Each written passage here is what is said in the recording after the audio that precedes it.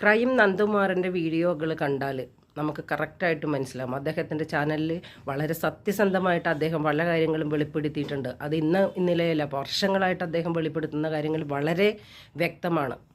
അപ്പോൾ അതുകൊണ്ട് പ്രമുഖരായ എല്ലാ നമ്മൾ സ്വപ്നത്തിൽ പോലും വിചാരിക്കാത്ത മമ്മൂട്ടി, മോഹൻലാൽ, ഗണേഷ് കുമാർ, അല്ലെങ്കിൽ മുകേഷ്, സുധീഷ്, മാമുക്കോയ, ഇവരെല്ലാം പ്രതികളാണെന്ന് അറിയുമ്പോൾ നമ്മൾ സ്വപ്നത്തിൽ നമ്മൾ വിചാരിക്കാത്ത ആൾക്കാരൊക്കെയാണ് ഇതിൽ ഏറ്റവും മുൻപന്തിയിലുള്ളത്.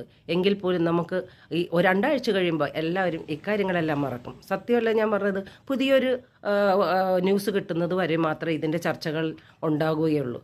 അപ്പോൾ അതുകൊണ്ട് രണ്ടാഴ്ച കാലം നീണ്ടു നിൽക്കുന്ന ഒരു പ്രോഗ്രാം അത്രേ ഞാൻ വിചാരിക്കുന്നുള്ളൂ. ഇതിനൊരു ക്ലൈമാക്സിൽ ഇതിൻ്റെ സത്യസന്ധത പുറത്തു വരും എന്നുള്ളൊരു വിശ്വാസം എനിക്കുമില്ല, ജനങ്ങൾക്ക് പകുതി മുക്കാൽ പേർക്കുമില്ല.